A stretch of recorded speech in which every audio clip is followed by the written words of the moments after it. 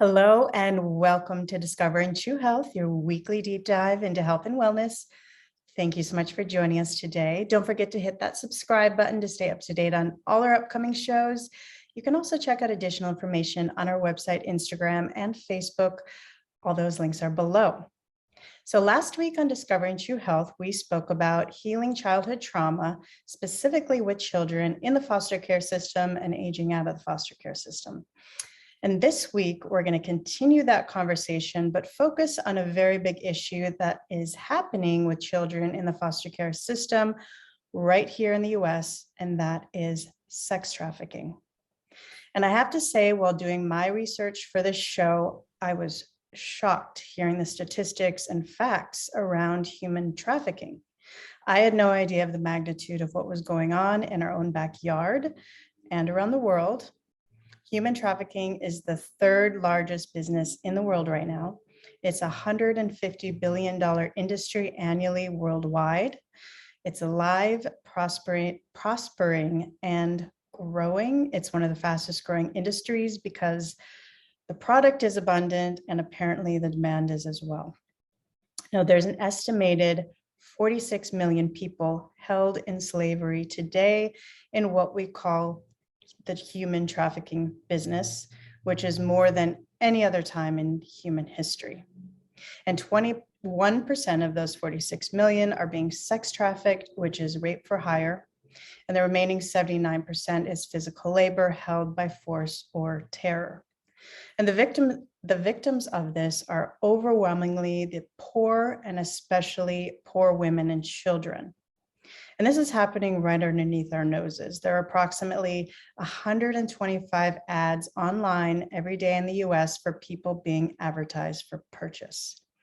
And the cities in the US that report the most incidents are California, Texas, Florida, New York, and Atlanta. And a recent report from the Freedom Thought Project shows that 88% of missing sex trafficked children come from the US foster care system. Now, I really love this quote from Edmund Burke: "The only way for evil to prevail is for good men to do nothing."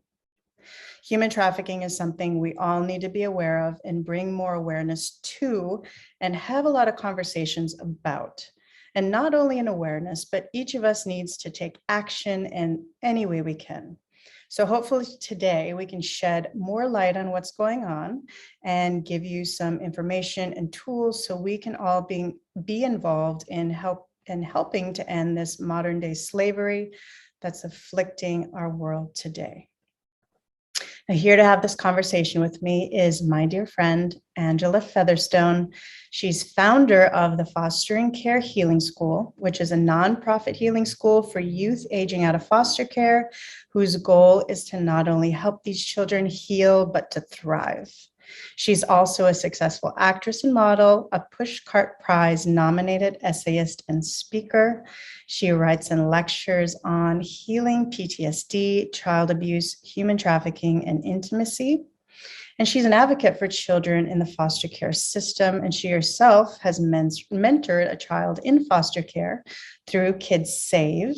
And she was recently a consultant on the Netflix documentary Cracked Up, documenting the effects of trauma and healing trauma.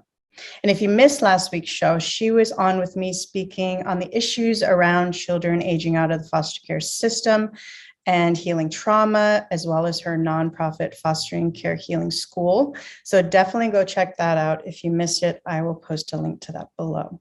So thank you, Angela, so much for joining me today. I'm so honored to have you back on with me today to discuss such an important topic and bring more awareness to this.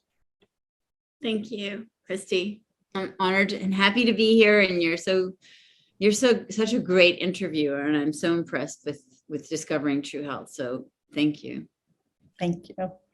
Well, before we get into it, I also wanted to say a huge thank you to Cosette Vergari and Sally Guan. They're both high-level executives with Rotary International and have dedicated their time and lives to the fight to end human trafficking.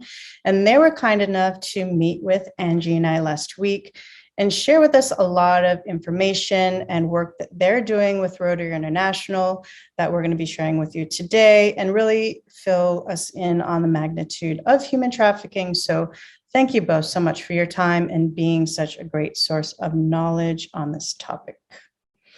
Now, human trafficking can look many ways. Many of us have seen the movie Taken, and because of that, we kind of envision sex trafficking to depict what we saw in that film. But in fact, sex trafficking can look quite different.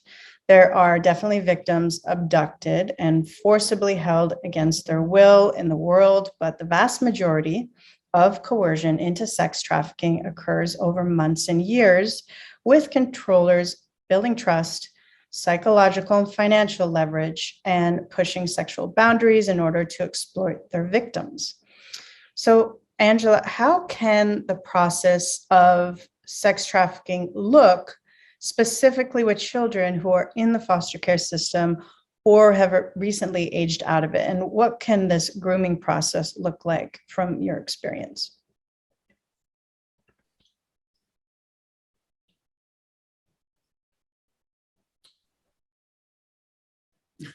That's a great question. Let's see. Well, I think the first answer that comes to my mind is how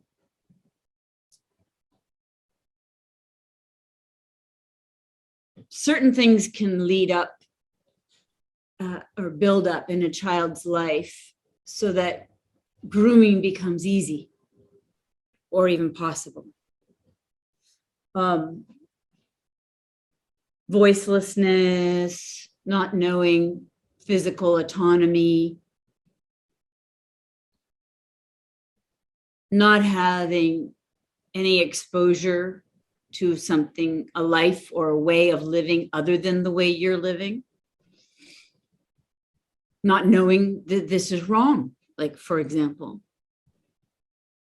not knowing that the behavior of groomers is anything other than natural and normal. So I think that while it happens everywhere, it would be a lot easier for it to happen when children are in foster care. And first of all, children don't end up in foster care unless there's, I mean, I'm sure there's exceptions to the rule, but let's just say children don't end up in foster care unless they've already experienced trauma. And then going into foster care is traumatic because it's a massive life change. And then being in foster care is other additional and ongoing trauma, whether it's criminal neglect or sexual and physical abuse, either from the other kids or from foster parents or from, any number of people who have access to children who are in foster care, legally or otherwise. So while it happens everywhere, yeah, these kids are gonna be predisposed to having the qualities that are beneficial to a groomer. And they probably, I would estimate, based on my personal experiences, they don't have people watching them in the same way that a child with a parent would have, even one parent, much less, a couple of parents. And siblings. Even when a sibling set is in foster care, they're often separated.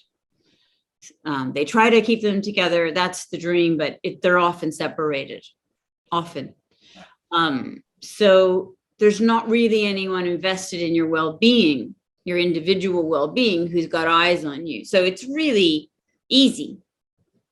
And if you think about it too, because of that, there's a lot of people that have access to these kids. on a daily basis, whether it's a staff member or, a gardener or a maintenance person or a kitchen chef person or the person, just regular staff and teachers and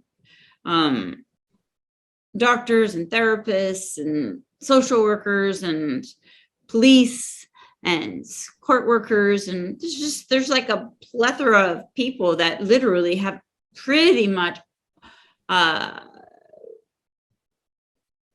access to these kids every day. So I think that seems like a lot more than an average child would on a daily basis per se. And also there's a lot of consistency. There's like the therapists are always changing. The maintenance people are changing.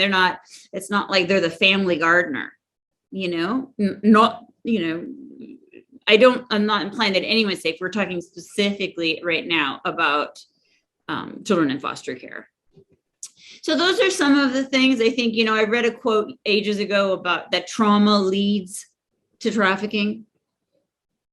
If you've had a lot of trauma, you're just predisposed to keep your mouth shut. You're predisposed to not know what your boundaries are. You certainly don't have people that you trust that you can report it to.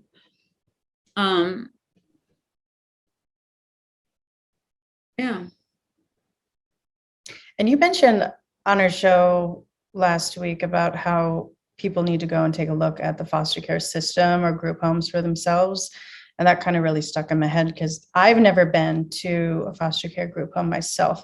Can you since we're kind of talking about that, can you describe what they look like if, I were to walk into one of these facilities? What's the setup look like for these children? And what's kind of their day-to-day? Like, is it all one big area? Do they get any privacy? What's kind of the structure? And how much kind of interaction or care do they actually get? Well, I was in 2 group homes, and the 2 group homes that I was in were both renovated houses, 2-story houses. One had a basement,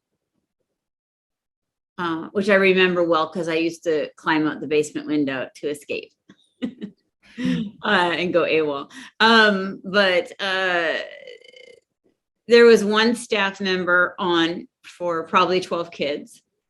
And once a week, they would have a student therapist come and try to ask me questions, which I had to do. Like I had to do that therapy session, which always annoyed me, and it felt invasive and like I was being taken advantage of.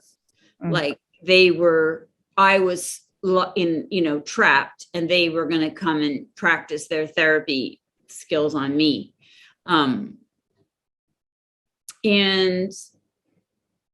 as I remember it, like we had to go to school during the day, sort of. And so it was thinner around the house during the day, and at night, everyone would come back.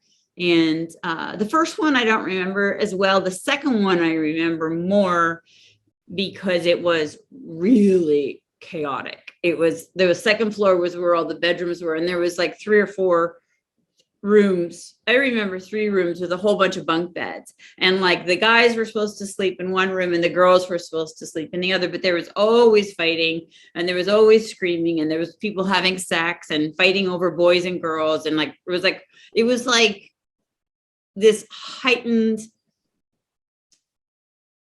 no rules, crazy screaming, fighting, sex stuff, and one person sort of sitting downstairs reading a book.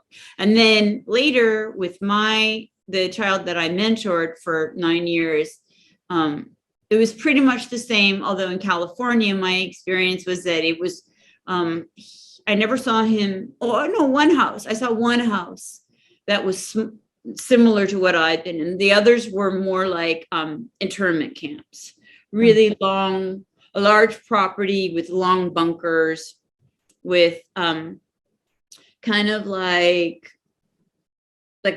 just like jail, kind of like way more like jail than, or like prison, not prison, but like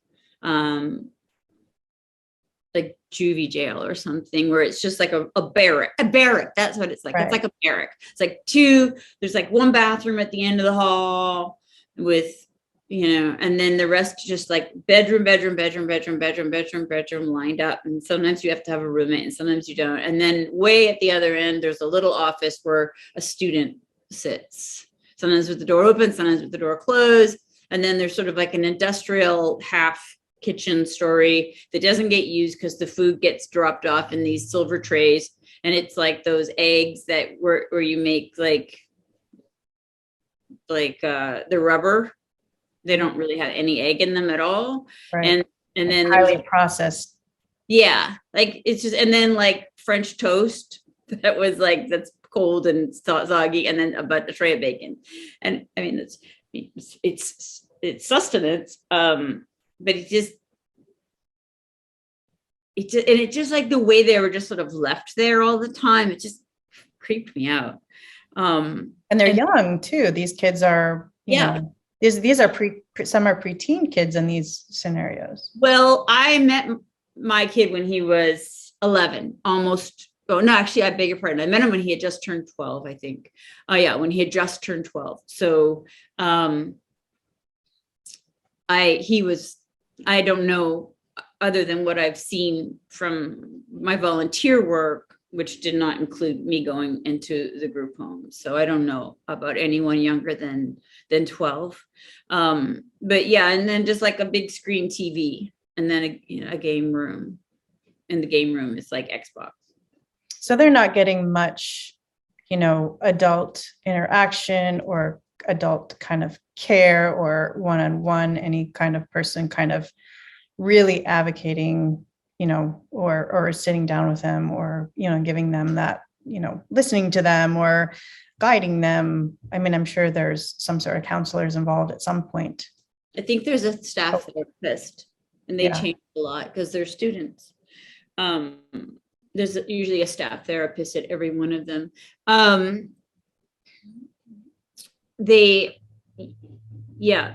unless they're lucky enough to be a part of something like KidSave, or to do where they have mentorship programs. Right. And it's so, it's so important to learn from survivors, from, sex trafficking and human trafficking. A lot of the information from their survivors have led to creating these effective targeted anti-trafficking programs. And I have a couple quotes from sex trafficked survivors that I want to read. And this is from Ashton Kutcher's nonprofit that they had posted up there, Thorn. I felt like a slave working for someone, getting beaten and not getting paid, not having control over my own life. I didn't have the money for things I needed, and I didn't want to be in the foster care home. I felt that selling myself was all that I was worth because I've been sexually abused. For a long time, I did not realize that I was trafficked. I thought that because he gave me a choice to stay or go, and I chose to stay, that it was my fault and my responsibility.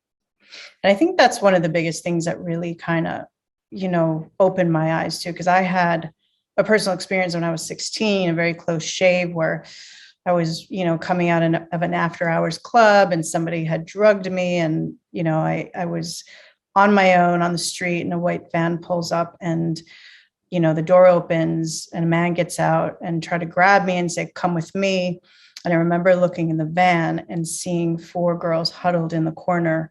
And that picture is seared into my mind. And those girls were absolutely terrified. And I would, thank God, had enough wherewithal left in me to like stumble backwards and pull away and, say something, kind of loudly. And there was enough people around. But that's not the way it always happens. A lot of these people, there's a grooming process, and, it's not a scenario like that. Yeah. And I think that there's so many different scenarios. Yeah. I think about my experience. And then I was talking to a family member in Canada a couple of years ago, because I wrote a pilot about it's a small town character drama with the crime of sex trafficking of girls from foster care to the nearby oil fields of North Dakota. So it's like a lot pulled from my experience. And I wanted to fact check something with my brother, who knows the town where I grew up. And he was not, he's a half brother, so he was not a part of my childhood, but he does know where it is and still lives near there. And he also has friends who worked in the oil field. And so I said, listen, I wrote this. It's crazy. The guy, like, it's crazy. And before I tell you about it, I just want you to tell me how it's done, how it's really done. Do any of your friends, and he works in probations up there. So I was like, so you must know somebody who knows, how would you get a bunch of girls from a group home across the border and onto, a nearby oil field. And not unlike your story, because I was like, in the script I'd written, like, the guy pulls up in a van and shoves the girls in the back, and I was like, that's too crazy, that would never happen. And so I get my brother to talk to his buddies who worked in the oil fields, and he said that's exactly what happens. But what often happens, he told me, is that the whether it's like gangs or mafia, there's street level syndicates, and there's international syndicates, all playing roles in all of this. And but what he was referring was, there's apparently I don't know what the word for it is, but it's a group of people from another country who live in Minnesota, and they apparently they're like a mafia, and they do a lot of, it's organized crime. So let's just call it the organized crime world, whether it's the street or, bigger, right, somewhere, a country, it doesn't matter. So these people in Minnesota, what they would do is they would come to like the impoverished neighborhoods or foster care, and the kids living on the street, the kids, like me, who were in foster care, but like on the streets during the day, whether you're supposed to be at school or not, even if you go to school, you're still on the streets on the way home, it's not a lockdown. And so they get the boys, he told me, to this particular organized crime group. They get the boys to get the girls high.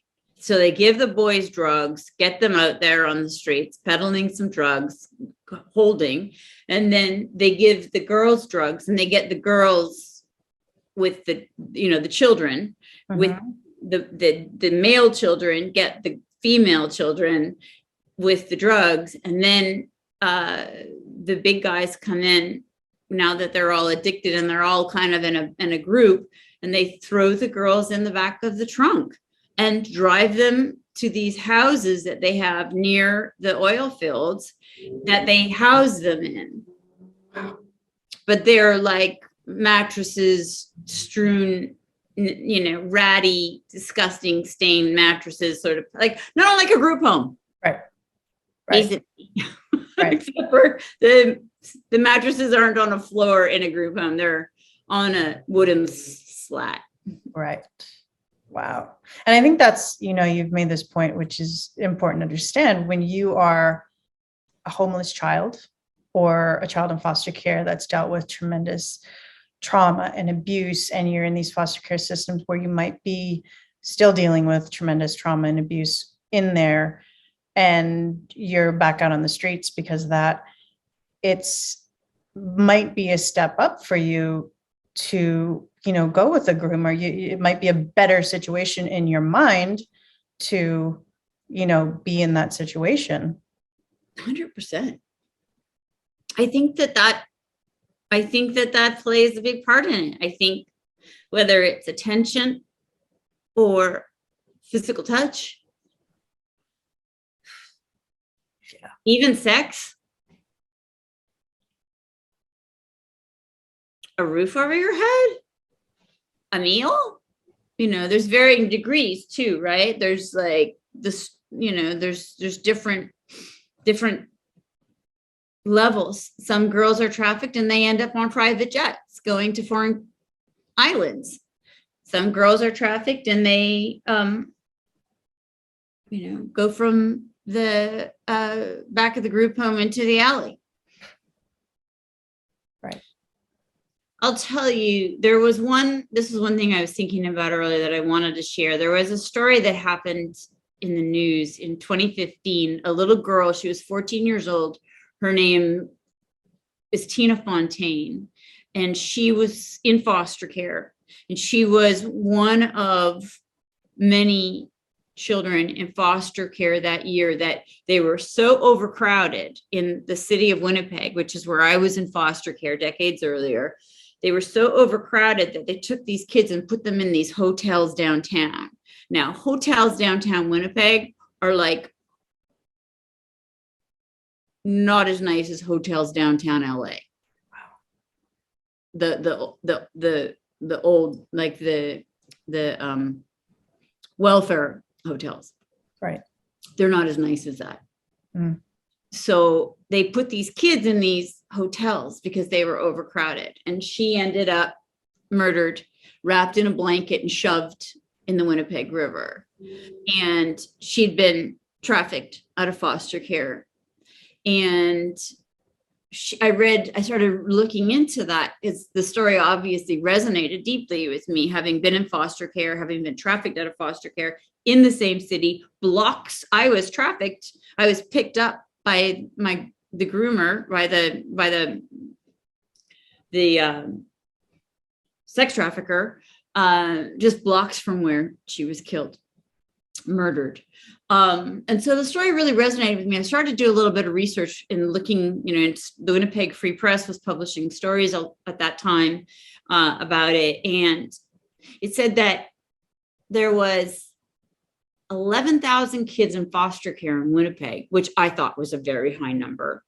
Over 10,000 of which were First Nation Native, which that did not surprise me at all because I was the only white girl I knew in foster care in juvie jail at the time that I was there. And then 6,500 of them were reported missing in 2015. Wow. And that was like, that's how, I don't know if they're reported missing because they're being trafficked or if they're being trafficked because they're reported missing. Right. And that's a whole lot of children in one. That's a lot of kids. Yeah. In one area. To lose track of. Yeah. That are your job. Yeah. And if they are, let's just say they're these wild children, untamable, then maybe what you're offering isn't working. Absolutely. Or if 6,500 kids are running away from foster care in 2015 in Winnipeg, maybe they're not doing something right. Right. And at the top of the show, I had mentioned that, and you had actually sent me this statistic and data last week, how 88% of missing sex trafficked children come from the US foster care system. I mean, and that's, and that's the thought. It's like, wow, a lot is going wrong here. What have you seen from your own experience? What are the big issues here that are kind of intrinsic to foster care system and children aging out of it, where 88% of them are ending up being sex trafficked? Well,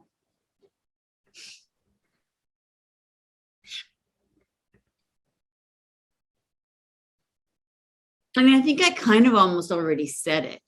Yeah. It's horrible. No one's watching. While I believe in the best of humanity to a certain point, I feel like since we all know that statistic, at what point are people who work in the system actually colluding? Right. If you know that, and it's still continuing to happen, how are you not colluding? And one of the things I thought about in regards to that too is, we were talking the other day about the psychotropic drugs, and the 1 in 4 kids who are on 5 or more psychotropic drugs in foster care. I'm sure that doesn't help make it hard for groomers either if you're on a lot of drugs. I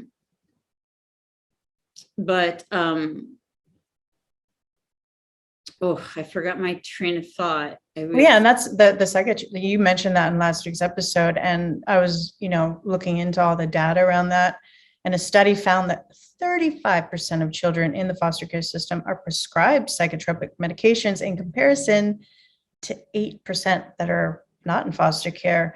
And Georgia spent $7.87 million a year on psychotropic drugs, according to Medicaid records, and more than a third of foster children were prescribed the drugs compared to 4% of non-foster youth.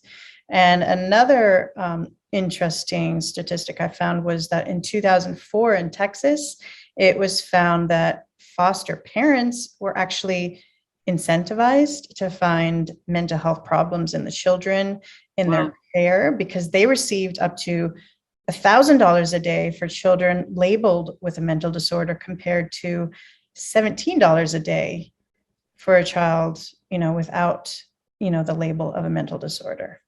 So, it seems like looking at all this data and research and all the outcomes that are factual, it seems like there's a lot of money being made off the foster care system, from the infrastructure and workers involved, to big pharma, to the prison system, to the sex trafficking business. They all exist off the lives of these children.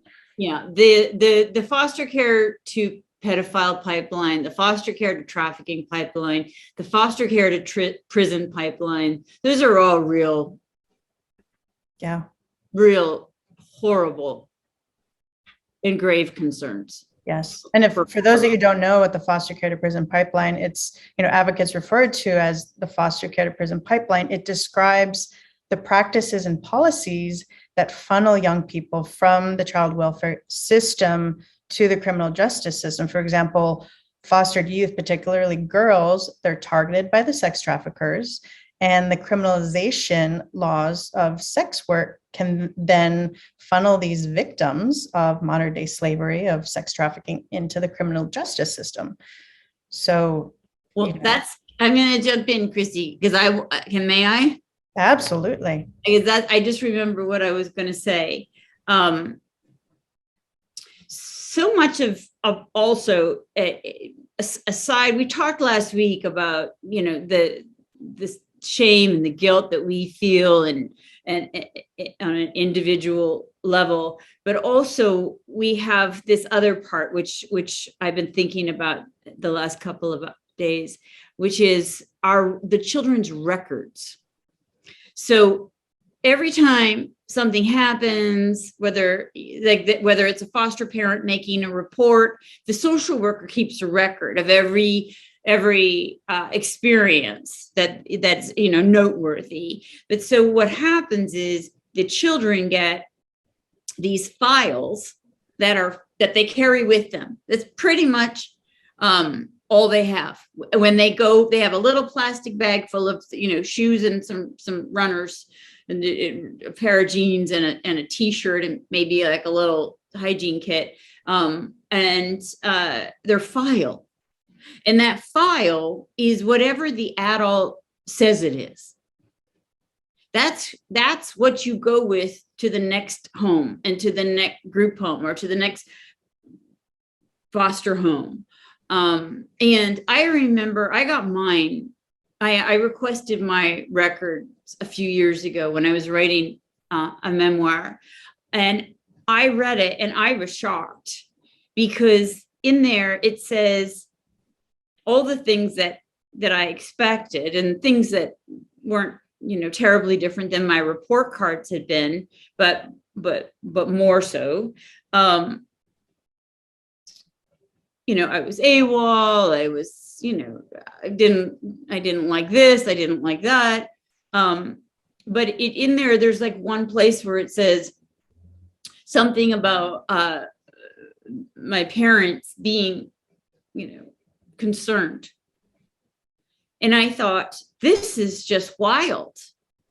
Nowhere in there, not one place did it ever say, no one ever asked me why I ran away from home. No one ever, they just look at the file. That's, oh, she's difficult. She's this or that. I ended up being charged with prostitution.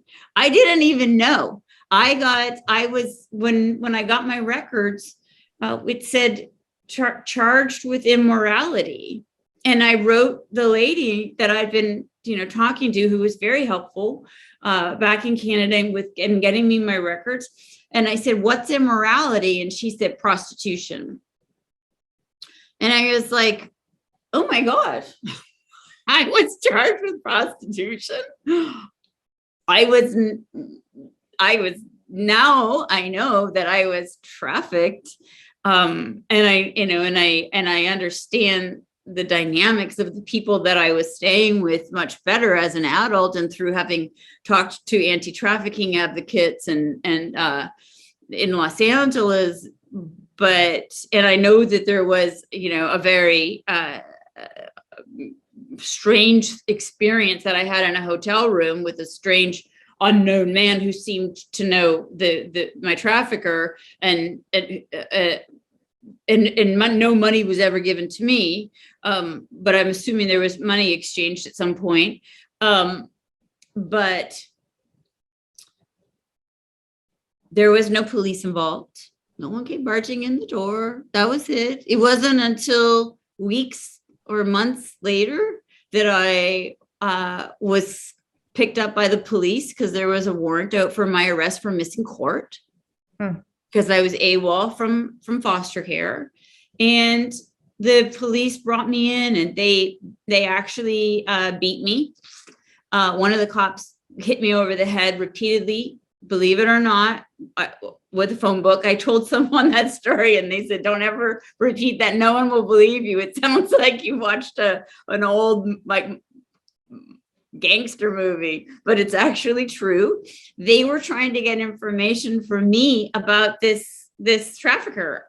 They told me, they're the ones who said he was Lebanese mafia. I had no idea. I thought he was a nice guy who was Lebanese from Montreal. I had no idea. You were a child. I mean, how would you know? And also, by the way, I was taken, I think about this often too. I was taken across state lines while I was with them for a hair show, because the prostitute who I also stayed with him, she was a hairdresser by day and by trade. And they took me across the border. I went to North Dakota for a hair show when I was 17 years old, in a ward of the state, or the province, the government. So it's not that hard, apparently, to just traffic kids. But anyway, what happens is I had a record. I had a record anyway, because for shoplifting, but I didn't know until a few years ago that I also had a charge for prostitution. So what happens a lot in Rights for Girls is an amazing organization bringing light to this, is that you get criminalized. You're being trafficked, but you're being criminalized. And so what happens is, if you're in foster care, now you have a criminal record. And so your file gets a little bit thicker. And so and they basically just keep padding your records, and whoever writes it is the person who controls the narrative. I happened to write a book a couple of years ago for friends of mine who were also survivors of foster care, and it was unbearable. It was really, really catastrophic. It really brought me to a bottom of that stuff about other people's sex addiction because they were part of the foster care to pedophile pipeline. They had 3 foster parents, 3 different homes, and all 3 they were raped in. So that was really gnarly. But here's the deal. I read their files, and in their file, just like in mine, all the names are blacked out. Anything where the child reported anything, it's blacked out. Anything that changes the narrative from what is helpful for other people gets blacked out. Wow. I even asked to have my criminal record, which is sealed, sent to me because I wanted the names of those police officers who arrested me. And they wouldn't give it to me. They said they lost it, which I find highly doubtful. Yeah. But I think the fact that I was looking specifically for that arrest. And they all look out for each other. Definitely. Is that how you finally got away from the trafficker, was getting arrested? Yeah. Wow. So on one hand, I was spared. Right. And here's the thing. As you know, I wear many different hats. I have this important nonprofit that we're creating and building together. I've been an advocate, so I've a mentor to a young kid in foster care. And so I have working relationships. I've had working relationships with the Children's Law Center, who are amazing, and CASA and KidSave and Children's Action Network and the Heart Gallery and the DCFS.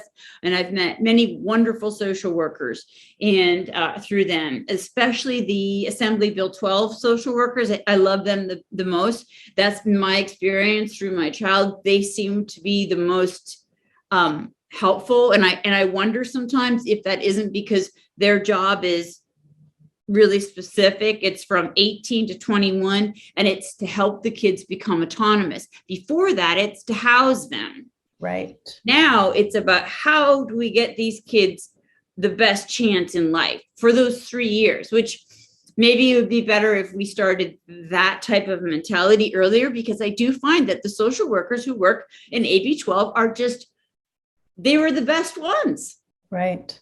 Because, and that's what I've read. A lot of these, the adults that are at these homes looking after the children, or supposed to be looking after children, are, not very educated. They're maybe just getting paid like a low hourly rate. They don't have any education in trauma or conflict management or anything that they really should have. They don't have much of an education. So it sounds like, I can't speak across the board. These are just some of the things I've read, is, that is a big issue, is the actual staffing in these group homes, isn't up to par. Yeah, I don't know, because I don't know any of them. I've never really talked to them other than, hey, where do I sign my kid out? Really don't talk to them. But I know even while I was mentoring him, my friends were mentoring a girl, and she was having all kinds of problems at her foster home as well, with just, not enough food. The money that was coming in wasn't being spent on her. It was being spent on the mom buying stuff, and then she would lock the fridge, and it wasn't hygienic. And I guess there's just not enough people with prosperous lives signing up to foster these kids. I mean, and as long as people are doing it as an income, yeah, it's going to be tough. And, and I understand all sides of it. I really do. And in some ways, as wild, those police were just out of their minds, because literally I had no idea what they were talking about. And it certainly, I also had an experience that I wrote an essay about and published in Dame magazine a few years ago too, where I saw a doctor while I was staying with this trafficker, and you know what? And I am probably like almost every other trafficking survivor, in that I like to think of the girl that was there, his girlfriend, as sweet Emmanuel, because she was a prostitute and a hairdresser. But the reality is she was a co-conspirator. Yep. She's a trafficker too. So, it gets really, this is what I wanted to say too. It gets really complex and it gets really complicated. And no two situations are the same. No two children in foster care are the same. All of us, all of our trauma there's going to be shared experiences, certainly shared neglect while in foster care. And, everyone is so different. I feel like I don't want to jump ahead on you, but I do just want to say one of the things that I think is so important is I throughout all of this, the stuff with who's responsible and whose fault is it, and to speak of what I was just talking about with Emmanuel, when Jerry Sandusky got arrested, you remember Jerry Sandusky in the Notre Dame? He'd been raping children for over a decade. Mm-hmm. And he even had a nonprofit through which he funneled underprivileged children for his sickness. Through that whole time, while it was staggeringly horrific, the details and the facts of that story, and I don't know anything more than I caught on the news. What I was obsessed with during that entire time was his wife. There was something in the back of my head where I was like, he's married?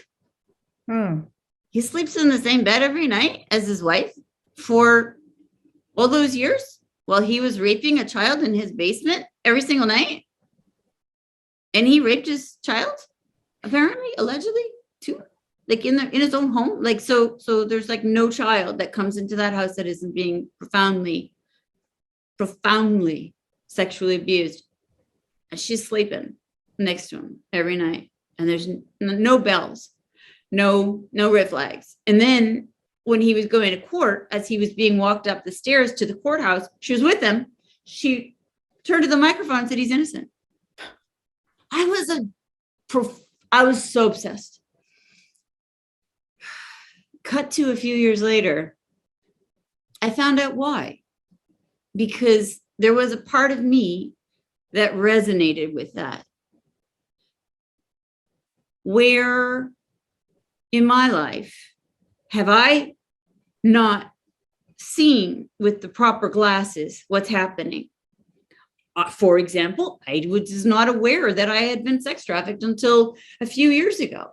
And luckily I do a lot of body work and a lot of healing. And so my body was safe enough that when I was doing EMDR and when the whole story came back, and the story that came back was the story of when I was staying with them and I had been raped by a doctor.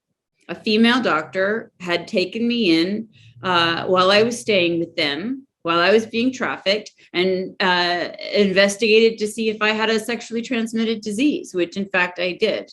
And the procedure was the first of its kind for me, the checkup. And it was my first gynecological checkup ever. And it was unlawful. And it was actually quite violent. And I cried and I begged for the doctor to stop. And she actually said to me, how can you handle a penis if you can't handle this? I don't know what word she used, but she meant penis. If I can't handle the metal thing being up inside of me for my checkup. And that was the story that came out while I was doing body work. And so I wrote and published an essay in Dame magazine about it.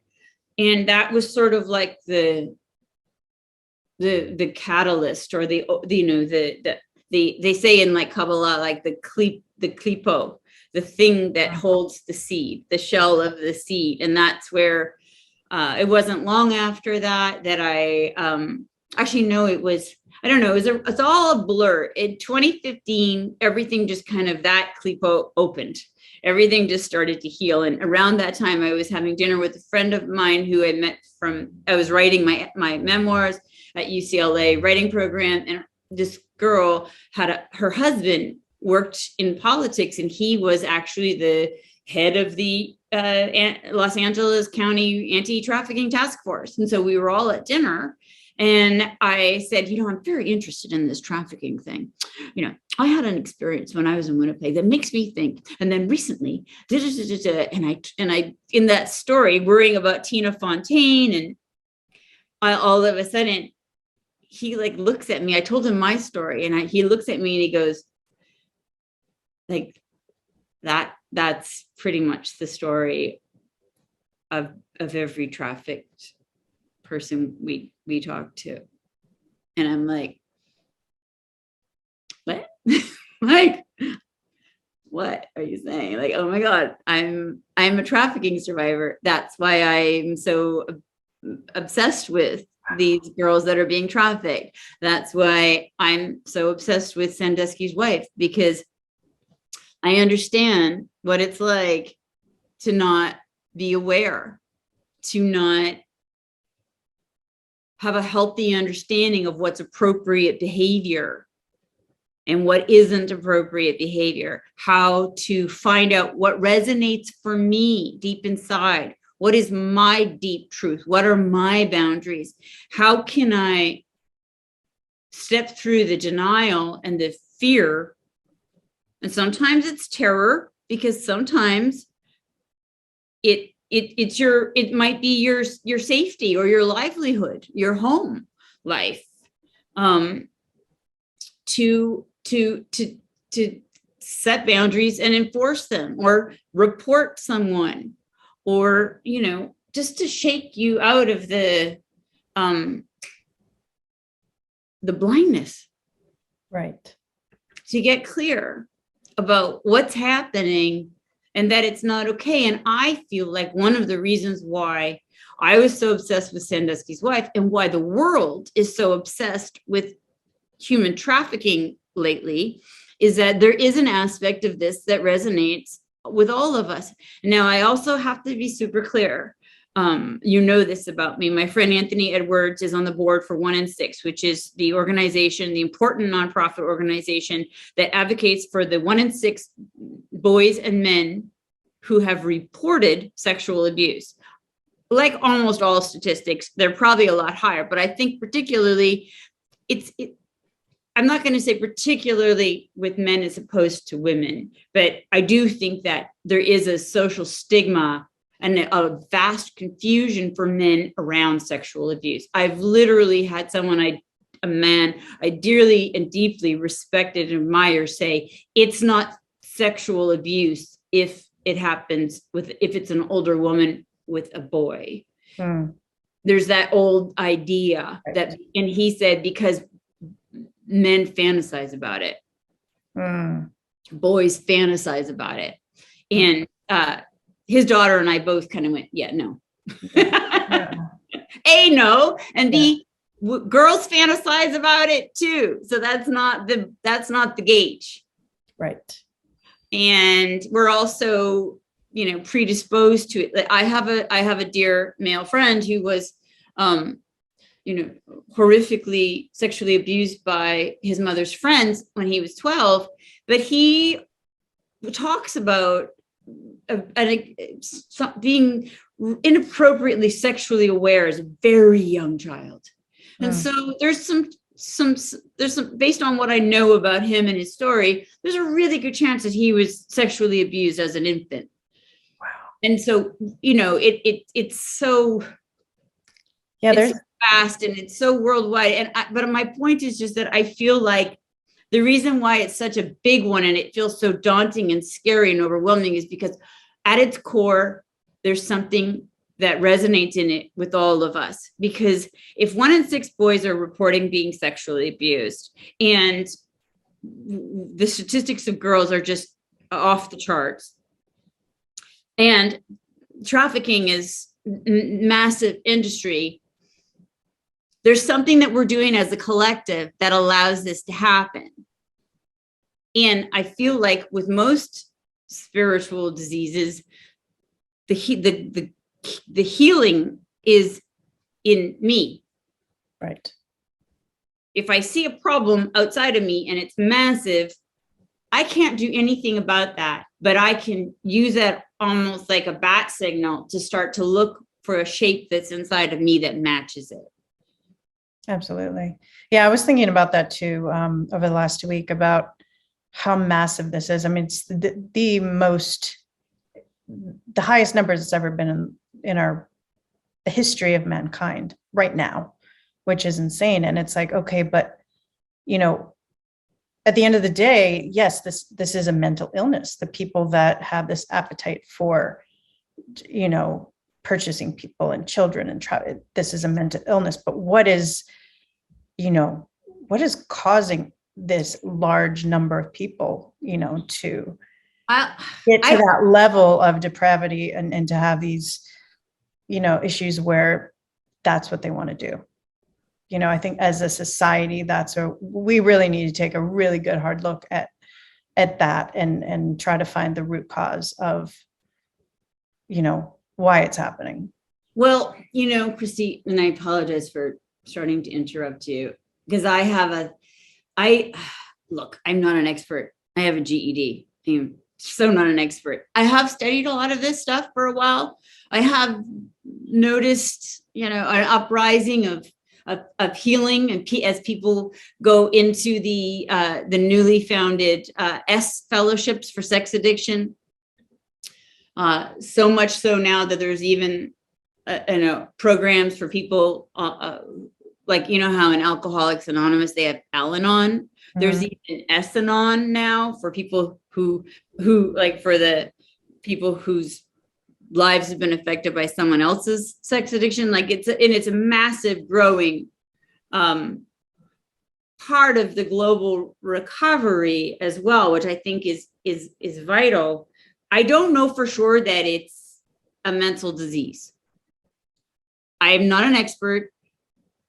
My thinking is that, to your point from the last interview where you said hurt people hurt people. Sorry about all the air quotes.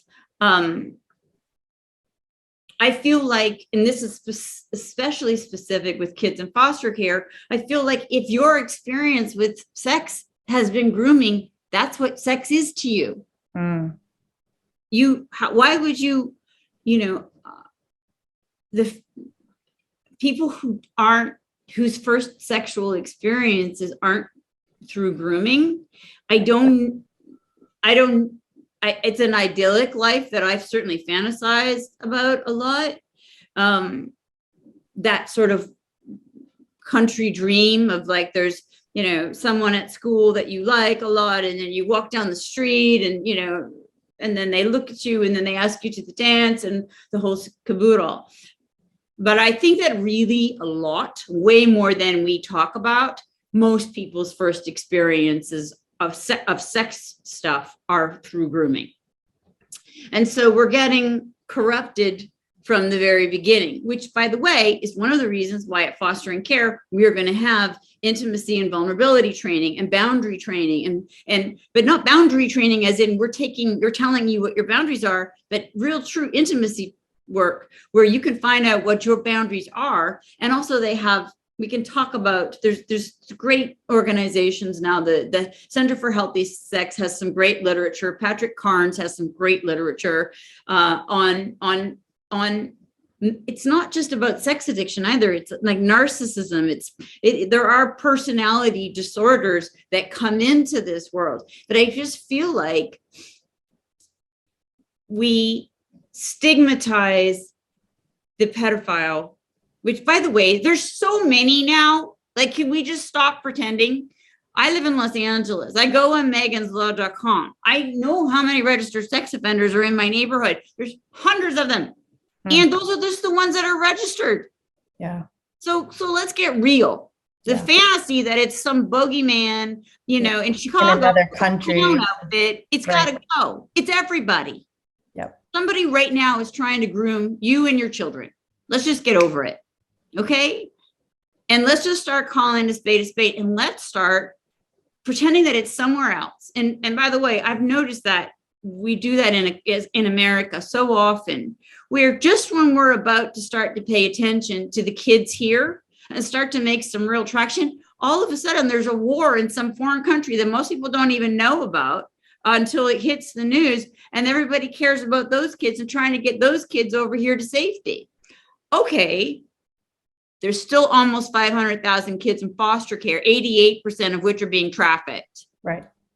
So again, like, it's so comfortable, isn't it? When it's someone else's problem. Someone else in a faraway land is abusing children. I'll send money.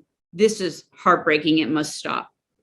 And yet, It's happening in our own backyard. It's happening down the street every from day. you. It's happening around the corner from you. You know, 100%. and that was to you. It's happening to you. It may not be your husband. It may not be your wife. It may not be your father, and it may not be your brother. And it may not be your kid. Yeah. But it's one of those. Yeah.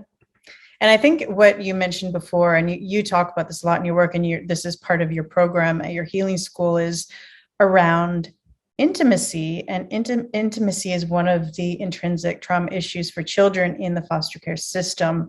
Can you talk a bit about how this type of trauma around intimacy leaves these children more vulnerable to fall prey to human trafficking? Well, sure, Christy. And I really think that now we're in the, the blue of the flame right here, right there. For example, I think about it sometimes. Well, this is always an uncomfortable place for me to go to. It's gotten better over time. But the reality is, it wasn't like everything was great. And then I went into foster care and it was horrible. And then I got trafficked out of foster care. No, I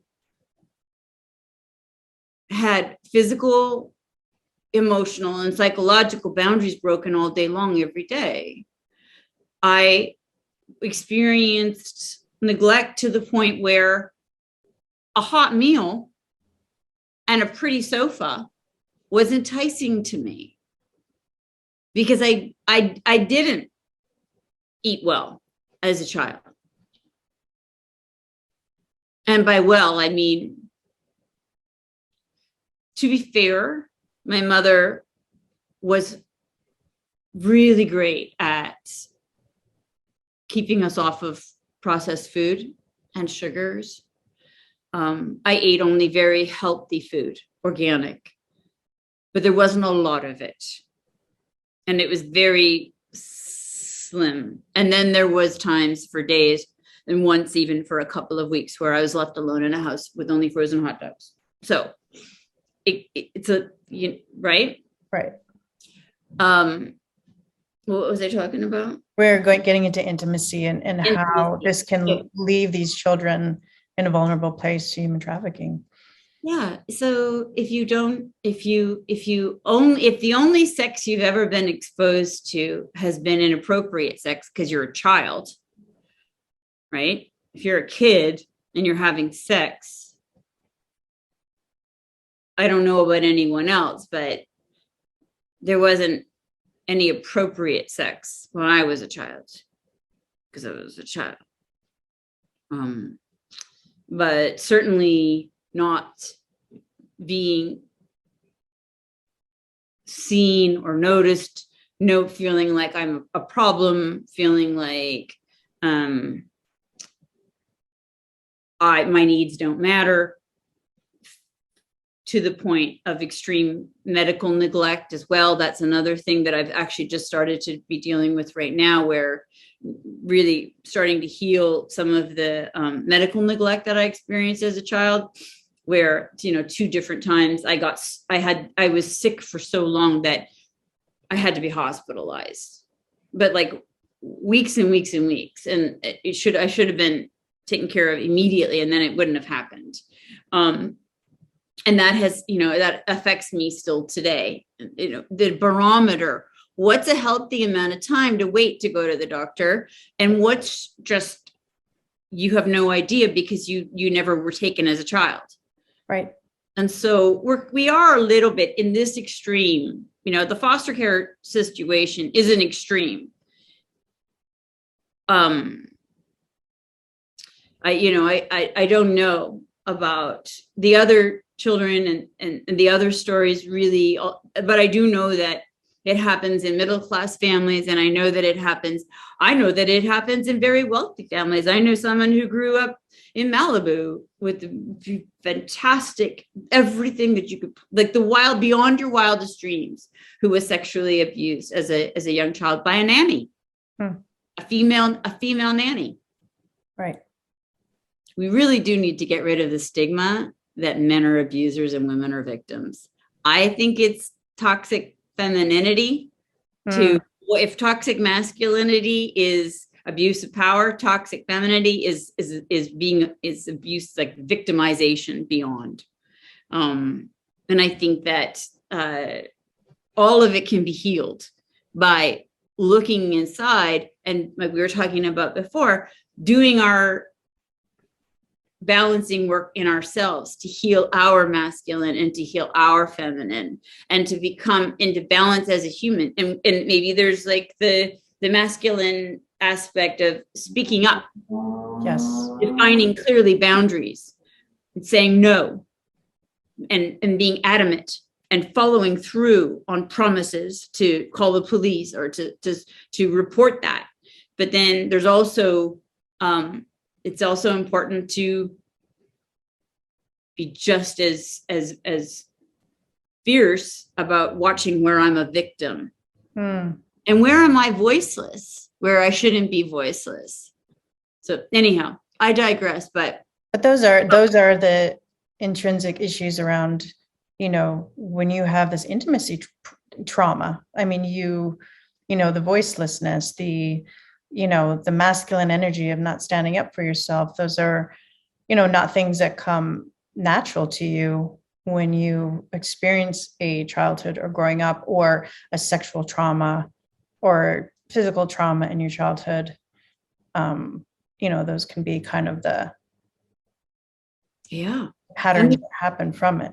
And it's so prevalent in men and women and from men and women that I can't imagine, like you were saying earlier about, it's such a sickness, but I feel like we're all playing a part in it.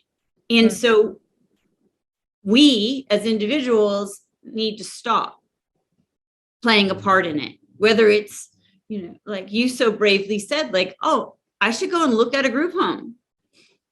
For example, just one example, like, let's just stop pretending it's somewhere else. Let's act as if it's happening here. Let's start talking about it a little bit more. Let's just make it normal to have, for adults to have conversations with each other about this kind of stuff and stop hoping secretly that it never happens to you. Right. And then we can start to like have a more open society where some of now this is where it gets tricky, because I want to be super clear that when I say some of the aspects of pedophilia can be, I'm so scared to say destigmatized, because I want to be super clear that I in no way condone this movement that's afoot right now to normalize or approve or condone in any way, shape, or form or accept pedophilia. That's absolutely more maybe an awareness too, that it's actually the magnitude of it. Let's stop pretending it's somewhere else. Right. From the boogeyman, Right. Let's just get real. It's everywhere. It's everybody. It's happening right now. Someone, Yeah. And let's start acting like we're soldiers in a war. Yeah. And that our job, you can't just like roll out of bed with, a beer and overweight and go fight a war. You got to train, you got to be shaped. So you can do it now. You can do it today. Find out, get in touch with yourself. I feel like all the answers are inside of us in terms of that doesn't feel right. And if that doesn't feel right to you, then if it doesn't not feel right to you, if that doesn't create red flags for you, if nothing about what we're talking about creates huge red flags for you, these statistics, then maybe there's something going on with you. Right. Right. If that, Or yeah. we're not paying attention. Yeah. Yeah. And it's an awareness and something each person, not only we need to talk about it more, but take action on in whatever way we can. Yeah. And we're all, if we're not, we're all complicit in some way. Absolutely. We I really think are. the other point too is that people need to realize is that getting these children and young adults and trafficked women and men away from the traffickers is only the first step. You know, even after a victim's been identified and removed from a trafficker, the vulnerabilities they had prior to that are still present and can lead to abuse again. So, for example, if they were homeless before the trafficking happened, they're going to be homeless again once removed from trafficker. And there's still a lot of trauma to heal around this. So, you know, this is something as well as dealing with, you know, having support for the victims that are exiting a traffic situation, and really like what your school is doing, finding, you know, and helping and assisting to the road of healing at this point. So can you kind of touch on that? Like, how can this exit from trafficking, the trafficking situation look like, and what's kind of the road to healing? How, you know, the importance of the support we need to have for these individuals. Yeah, that's a great point. And the woman, Mercedes Tiggs, who runs the culinary therapy part, she runs culinary therapy. It's her company, it's her business, but she's also a part of fostering care. We're very blessed to have her. She actually runs, she was in foster care. She got a whole bunch of degrees. She works as a therapist down in San Diego with trafficking survivors, specifically people trying to exit. So we're very, very lucky to have her. And look, I can't speak to anyone else's experience.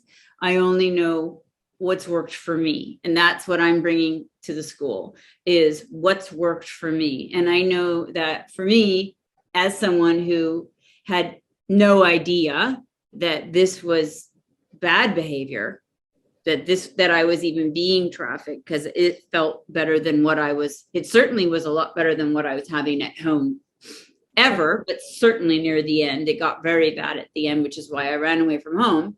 And so it was what I had at home was so violent and like folie à deux, psychological, like so crazy, that what I experienced when I was trafficked was actually a walk in the park. It was actually lovely, except for the part where I had so much lack of awareness, which is that's a sign really of how far gone I was.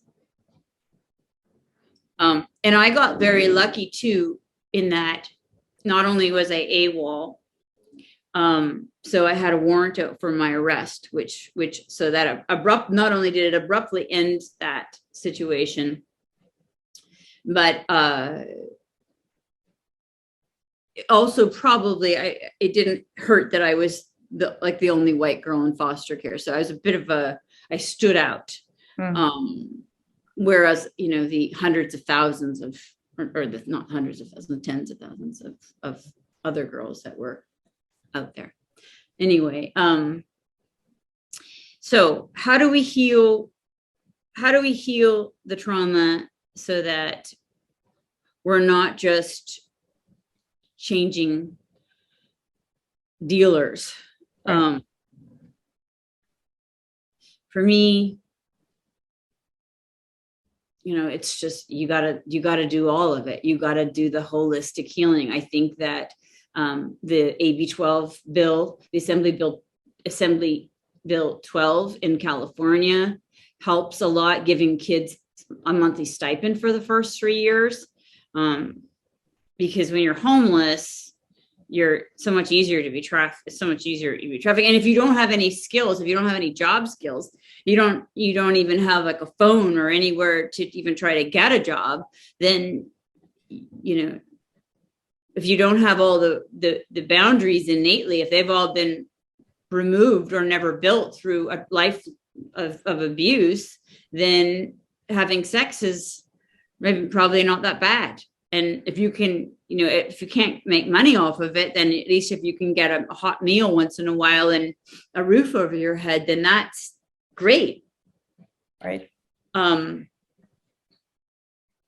problem is that children who are sexually abused are going to be more inclined to think that that's what sex is, and so that they'll repeat it because that's what they think. That's how they know how to get their sexual needs met, is how it was done to them as a child. So what they know about sexual intimacy is grooming. Right. So they're going to groom, but not because they're horrible, because that's what they think sex is. Right. It's not that hard to teach someone that grooming, especially a child, that this is normal sexual interaction, especially if it's shrouded in secrecy and shame. But so, yeah, you got to I feel like you got to calm the body. You got to let the body, like I did, start to tell the stories. The body will tell you, it will remind you. Whenever I meditate, I have a memory of something from my past that wants to come up for, you know, look at me, I'm here. And then it's like, okay, what do you want to do? You know, the somatic, the corporal. It's also getting in touch with yourself. I do believe, as we've talked about before, there's an inner wisdom in all of us. There's an inner knowing. I know, like for me, when I talk about like my street side, and I see it in the eyes of all of these kids in foster care that I've met, they know that it's not right. They know it's not right, but it's all there is. Right. And I too, I knew it wasn't right. I know, I didn't know I was being trafficked, but I know when someone approaches me from a weird angle, that this is a weird angle, but it's, does it serve me to accept them on the level that they're approaching me at? What can I get out of it? I see the level you're at. What am I going to get out of this? And then you do the math. And it takes not being afraid to miss a meal. It takes not being afraid to be homeless. It takes not being afraid to be unliked. You have to accept that you're not loved. That's a tough one. Those are all tough ones for a child too, on top of it. Tough, 100% tough for anyone. Definitely tough for a child who already feels that they're unloved and feels that, you know, and whose life is dependent on being liked. You see it even in the pet stores, those little markets with the kittens and stuff, where they, you know, there's a thing that happens to animals when they've been abandoned, where they just get that like, pick me. Yeah.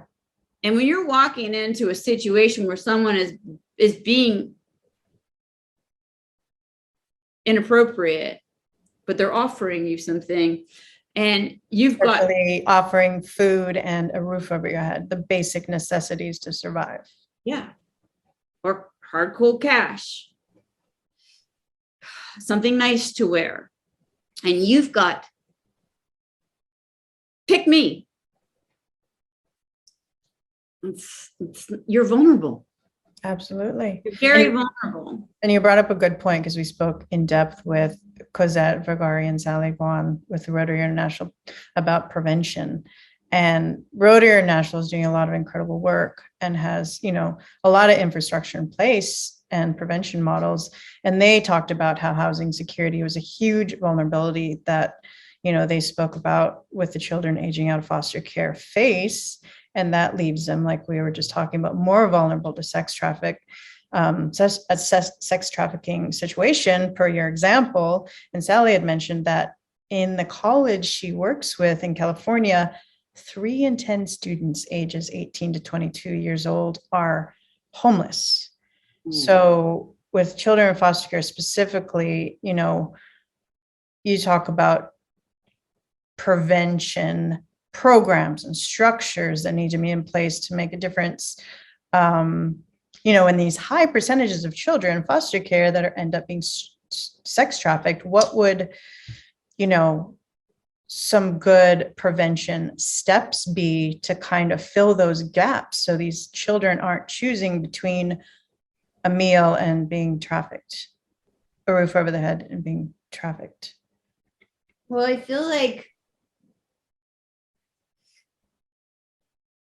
instead of sitting around hoping that pedophiles don't come into our life, we could actively start. See, this is where I get conflicted, because here's what I think the answer is. I think the answer is when they turn 18, teaching healthy sex programs, intimacy. There's on YouTube now, you can watch, and I have all day long if you want. I studied them because I'm looking for really good neuro-linguistic programming people, and also conscious dating advice for these kids. I'm looking for teachers right now who I think are above par, who can talk about that. What a date is supposed to look like. Like, if you have nothing. Yeah. I never was allowed to date when I was at home. So I never went on a date until I left home. And you don't have a family structure to use as an example. Exactly. A relationship structure. Exactly. So learning, not when they're children, because it's just they're children, and it's just the odds that you would find enough people to teach children about healthy sex that are actually profoundly healthy, brimming with integrity adults, are so slim that it's just don't even go there.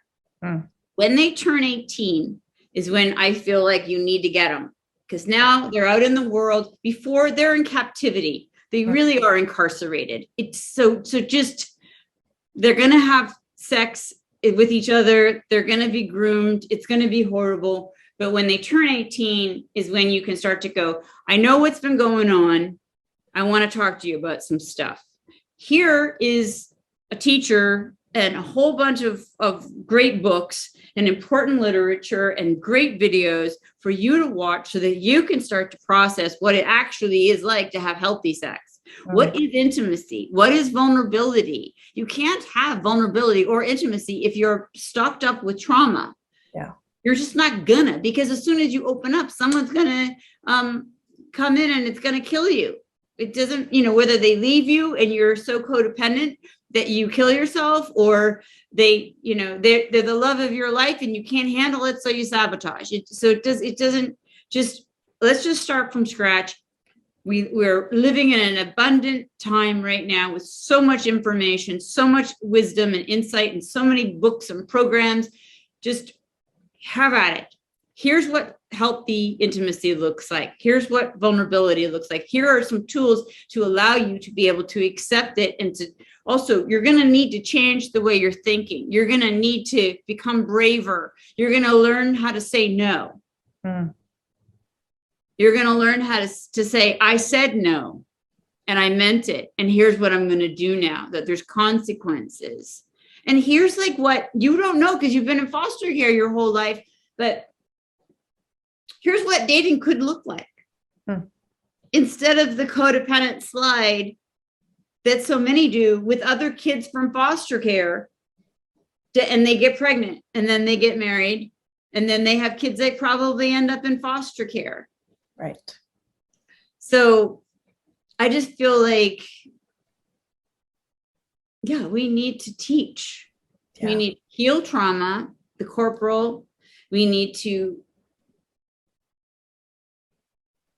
get some emotional sobriety, wean them off of being dependent on other people, start to set them up so that they can be autonomous and self-realized human beings. Get them off of the shame and guilt train, get them with a sense that they are valuable and important, which they'll get from doing the healing work over time. But I think it's physically impossible to pray every day and to meditate well and to not start to have self-love and self-value. And when you start to value yourself, you start to understand there's an innate wisdom again that comes in, where when you start to value yourself, you start to kind of go, no, I don't think so. It's not that you're bad. It's just doesn't resonate with me. It happens intrinsically when you're doing that work. Absolutely. It's a byproduct. Valuing yourself, you feel good, and you don't self-esteem. You don't want to be around people. Like for me, my body started to ache. I started to become crippled with pain when I would be engaging with people who were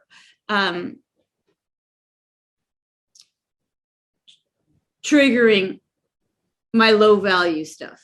When people are not coming to me with integrity and honesty, and if I engaged with them, I became riddled with body pain.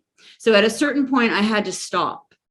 I had to say, I have no idea what's going to be on the other side of this, but I literally am not doing it anymore. And I cut off all business relationships with people that were trying to use me for sex, for my talent and my skill, and not pay me, or abuse me, or just psychologically torture me in work.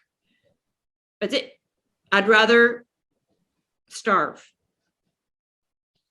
I feel like when I was meditating a few minutes before this, I was thinking, I had this analogy about trauma, where it's like, trauma is like a bomb that is in a soup that you put into a suitcase, and you sort of hope you put it in the back of your car in the trunk, and you hope that no one sees it and that everything's okay. And then you get a whole bunch of those. Some are really big, some are really small. But I feel like and you drive along throughout your life, and you really hope that you don't go over any big bumps, because if you go over a big bump, the bombs are going to go off. So you drive really, really slowly. And then after a couple of years, you forget about the bomb in your trunk because it hasn't gone off and it slipped your mind. And then you accidentally go over a huge bump, and one of the bombs goes off in your car. And if you survive that bomb going off, if you live through that, you now are not as afraid of a bomb going off. And you now have the skill set to go, well, you don't have the skill set, but you don't have the terror. You just go back into the back of the car, and you just start getting rid of the bombs. You can't do them all. And some you don't even remember that they're there. But when the little ones go off, you know how to deal with it. You know what to do. You're not as afraid of the trauma memories anymore. I don't think there's any way of getting around that. And I don't think that that a person could ever really be free from all of the bondages of trafficking, whether it's grooming or denial or voicelessness, or not knowing that there's better to be had. That's another thing too, is sometimes people say, like, you deserve better. It's like that you need to back that way up, because that sounds shaming and weird. Like, something I don't know. Right. And it's like, you deserve what you're aware of. Right. Why would you think why would I think I deserve more if I don't even know that it exists? If Right. this is what I think is all that exists. But anyhow, yeah. Wow. But I feel like that's, we're dealing with, like you keep putting it, it's like we're dealing with the critical demographic when we're dealing with foster youth. Yes, they were children, they were incarcerated, now they're getting out, now they're in this new world. We need to get them, we need to help them, we need to help them understand so that they can live prosperous lives. However, in some ways, we all need this work. Absolutely. I Absolutely. think if we all did it. Nobody gets through life without a couple bombs in their trunk. Nobody. Exactly. I mean, not possible, no matter where you are from or born or class or etc. And how much, like, maybe the trafficking wouldn't exist to the degree that it does if people were stopping it early on. How about stopping the sexual abuse when the kid's a child? Yep. How about intimacy, vulnerability training for everyone? I mean, these people are not just popping, they're not like growing, they're not dandelions, they're Right. being created. Right. They're being, like you said, it's a process that happens. They're all sexual, like Yeah. years ago, and this might be a divergent, but years ago, I read the biography about Ted. I went through a serial killer phase where I was obsessed with serial killers. And you'll know why from last week. But I was obsessed with serial killers, and I read a book about Ted Bundy and Jeffrey Dahmer's childhood. They were both horrifically abused as children. They were both neglected. I believe it was Ted Bundy's father was his grandfather. Right. It was either Ted Bundy or Jeffrey Dahmer. I think it was Ted Bundy's father was his grandfather. And then when the mother, who was the child, became pregnant with him, the grandmother sent the mother away. So Ted Bundy's mother was incested by her father. And that's how Ted Bundy became. And so imagine that shame, not just the genetic stuff that we're dealing with, but the shame and the guilt that he was receiving in utero. Yep. The sickness that was seeping into that little embryo. Mm-hmm. And then as soon as he's born, she's sent out. Ted and his mother were sent out into like some underground for unwed mothers. Wow. And then, he was in foster care. Jeffrey Dahmer had so much horrific childhood abuse. Those are extreme examples. Right. But let's get real. It's not happening in a vacuum. No. And we all have a part to play. Absolutely.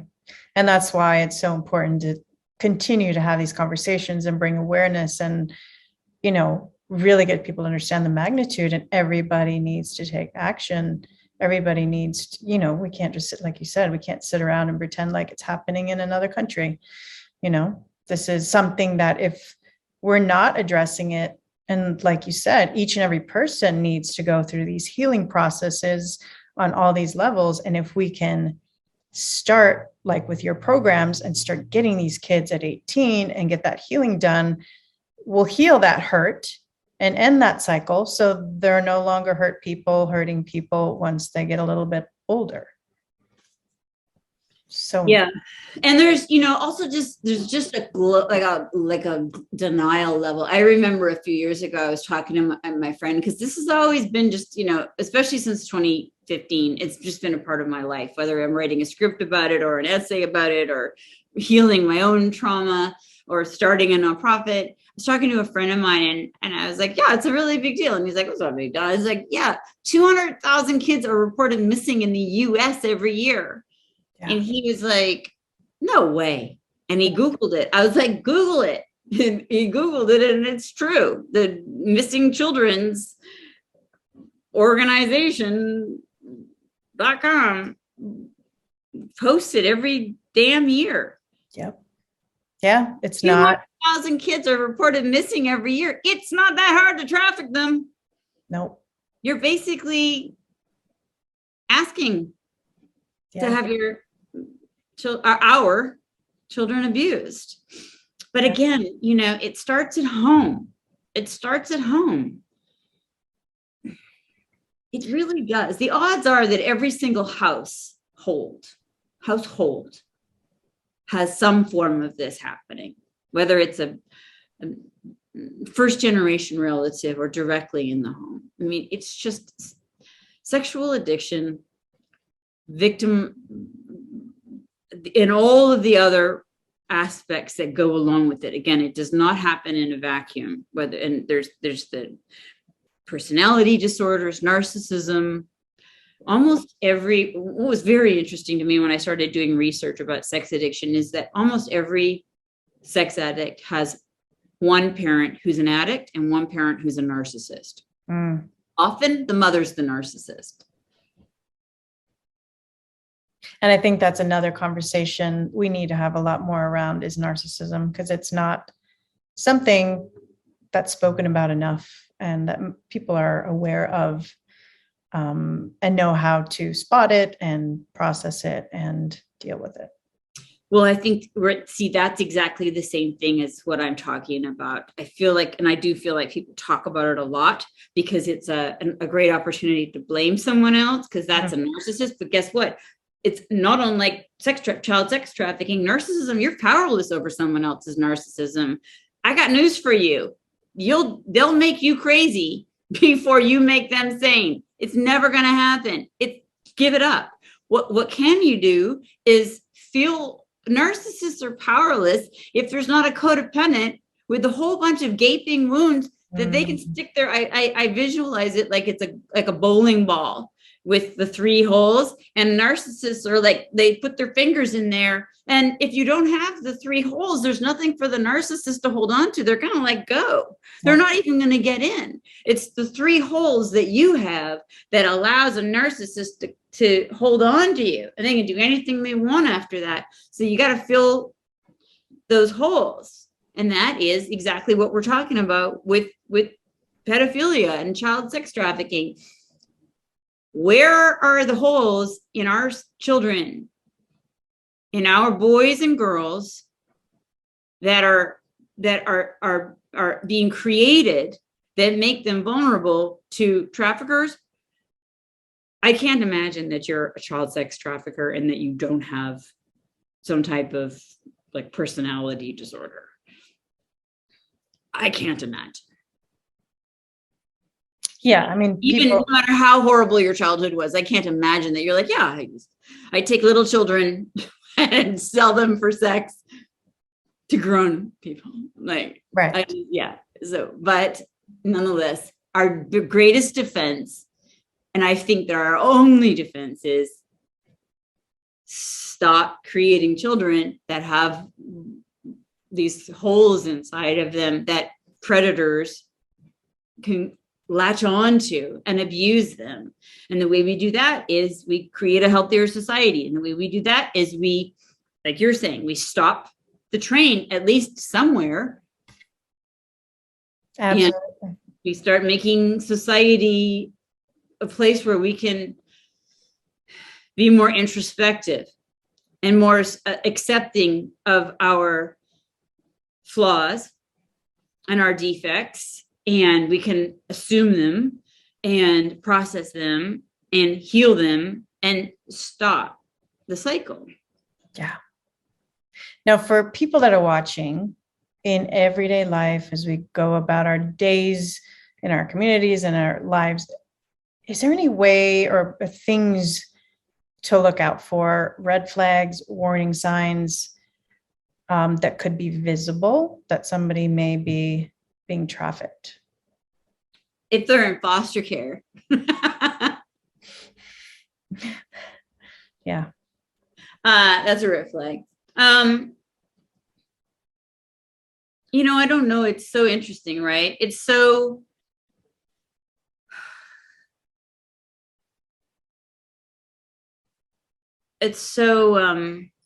vast. It's so multicolored. There's the organized crime. Then there's just your local next door trafficker. And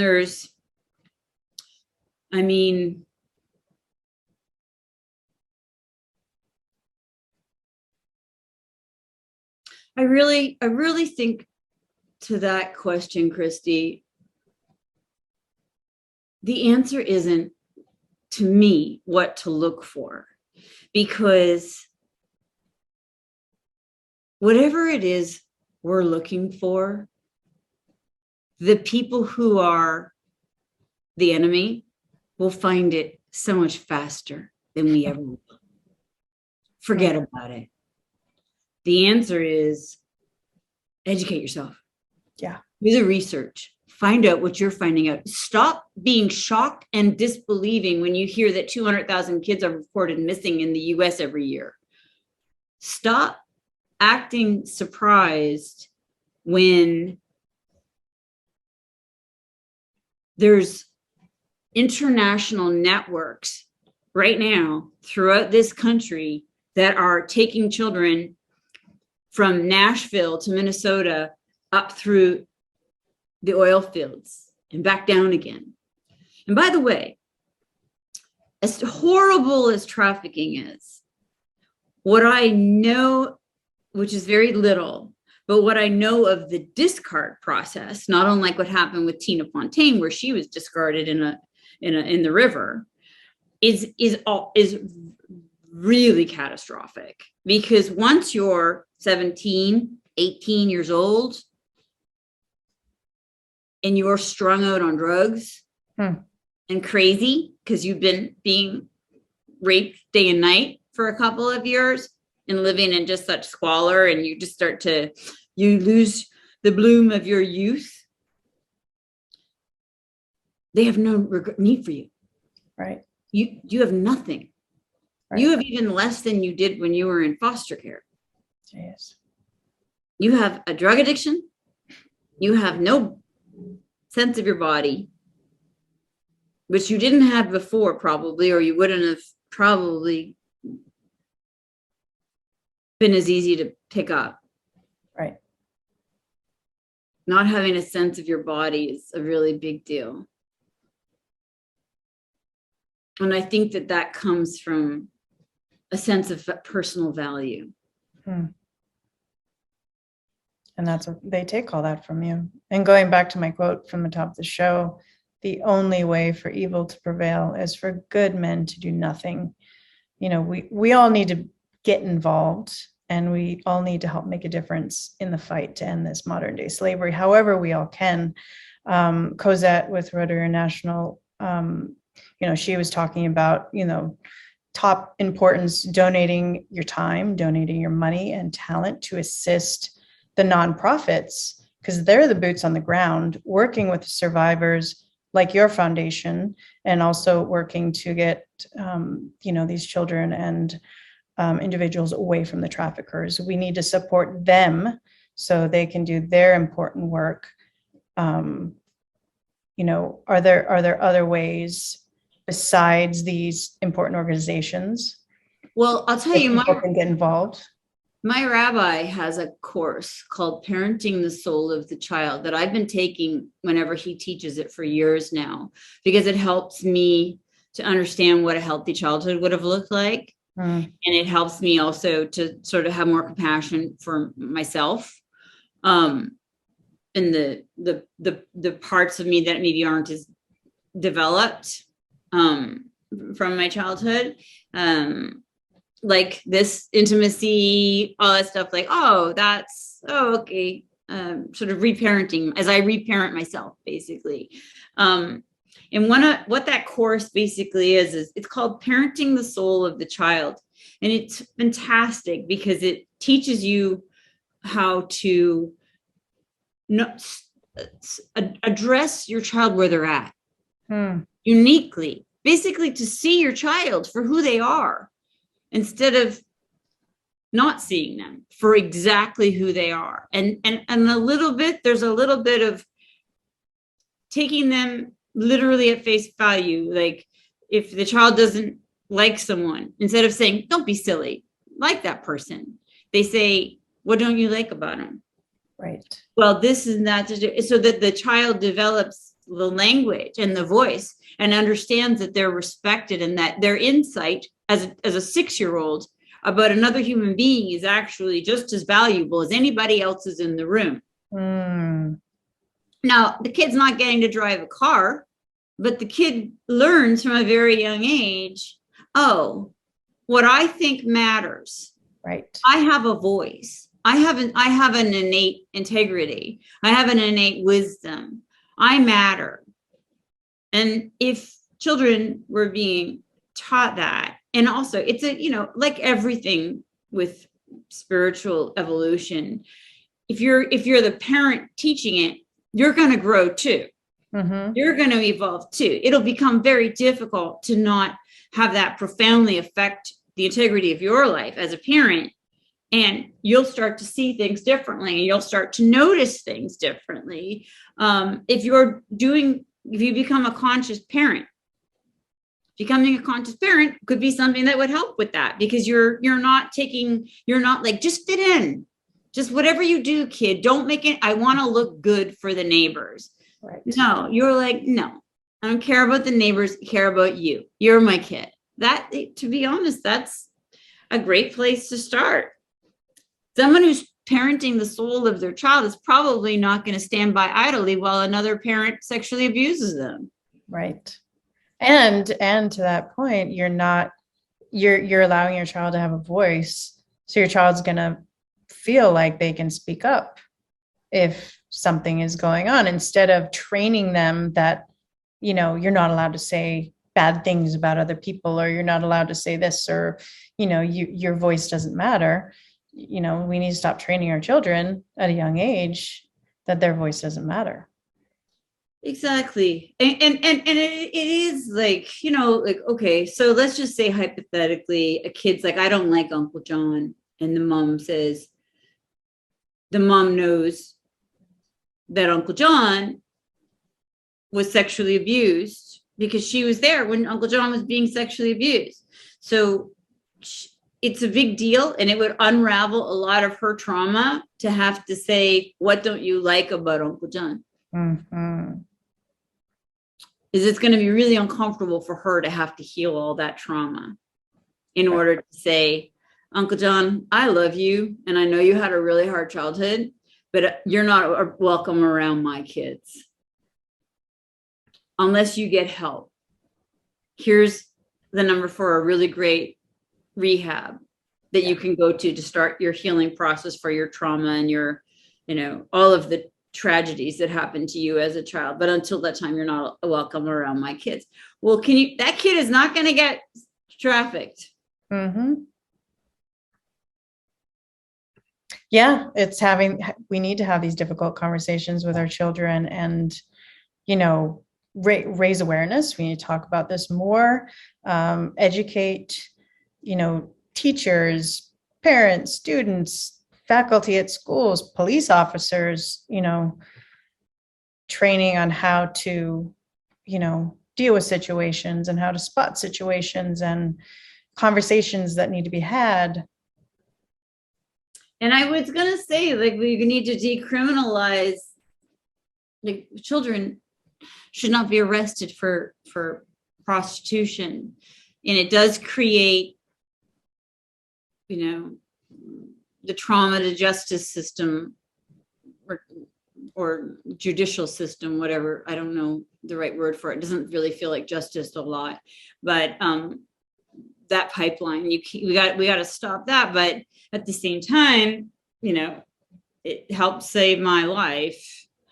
So it's tricky. I can't speak to it on the, the governmental or the institutional or the societal level. I can only speak to it from the interpersonal level, because the rest is, I feel it's wrong to criminalize children who are being trafficked? Of course it is. But it's also, if we have almost 500,000 kids in foster care, and 88% of all trafficked kids are from foster care, that's a lot of kids. How do we keep track of them? What are we, unless we just radically change foster care, it doesn't happen in a vacuum. Mhm. I really hold everyone equally responsible. I hold the parent responsible. If a parent is taking a 13-year-old child to a man's house and dropping them off to leave them with a grown man Mhm. and driving away, like this one particular famous story of a mother did. A mother took her 13-year-old child, left her 13-year-old child with a grown man and drove away. I feel the mother should be arrested. Absolutely. I really honestly, and I'm sure this won't be popular, but I really think we need to, one of the best things we can do is we can stop the lie that men are perpetrators and women are victims. Women are perpetrators also. Men are also victims. It's just a matter of, how much do you want that to be your story? And how much do you want to get into solution? And the lie that women, I've witnessed it on, in the news personally, through my trafficking experience with the girl who was, a co-trafficker. And also I witnessed it in my experience on a movie set one time, where I saw a grown woman who was a makeup artist on a movie that I was working on, who was grooming and then dating a young child actor. Wow. So, I've just seen a lot in my life. I've seen a lot of women who are guilty of the denial side, the Jerry Sandusky's wife side, that I also have parts of, but also parts of, I've seen them be abusers, and know countless, endless, just toe curling stories of women. And even just today, I think I sent you something earlier today of a story of a woman. Mhm. Very common, the folie de. There's a famous story in Canada, and then it just happened recently again. I mean, it happens every day, where women are co-conspirators. Yep. A lot of the times, the women help the men get the girls. Yep. And the We're boys. still in the middle of the Maxwell case, so 100%. very, very high profile one. Very, but I was shocked. Not shocked. In this world, not much shocks me anymore, but I also, again, try to stay in my pay grade of I've done my work, and now I'm here to help this particular group of kids, and really everything else is just above my pay grade. I'm not an expert, and I really don't, it's not that I don't care. It's just that I can only effectively do what I can do. And everyone else needs to do their own work and find out what they're great at. But I was heartbroken, is more the right word, when within seconds of her trial ending, people were writing on social media and in the news about why she won't name names. And I'm thinking, her name is enough. Her name is enough right now. Let's focus on her for a minute and what she did. Right. We don't need to just hot pocket right from Epstein to the men who abused the girls. We can just sit here for a minute and rack focus on a woman. Right, because she was fully involved in the grooming process. And that is, you're right. And she was charged with sexual assault as well. I don't know if she was charged with it. She was accused of it repeatedly. Yeah, I saw that. She raped the children too. It's not uncommon. Yep. And a lot of times that's how they lure them in with, oh, but it's a nice female. Yeah. Yeah. That's what happened to me. Mm-hmm. Yeah, it's unassuming. And I think that's a great point to bring awareness to, that we need to really, pull the blinders off around, And can I tell you something? It's so pervasive in our society. And I am not alone in this. I think I had such extreme examples with this like record and criminal record and foster care record and these weird paper trails. that I notice it more. And it's just a part of my destiny to talk about it. But recently, working with a important producer in Hollywood, he's married. He's successful, high profile marriage, blah, blah, blah. I'm like, he's married. 6 months in of working together, my marriage is such that it's open and blah, blah, blah.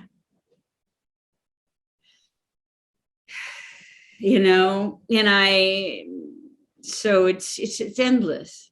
Yeah.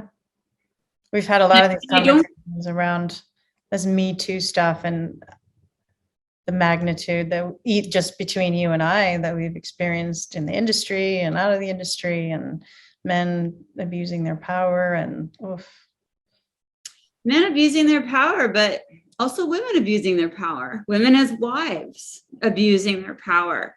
Mm-hmm. If you're not, I don't think that happens in a vacuum. Again, Nope. I don't think it happens in a vacuum. Yes.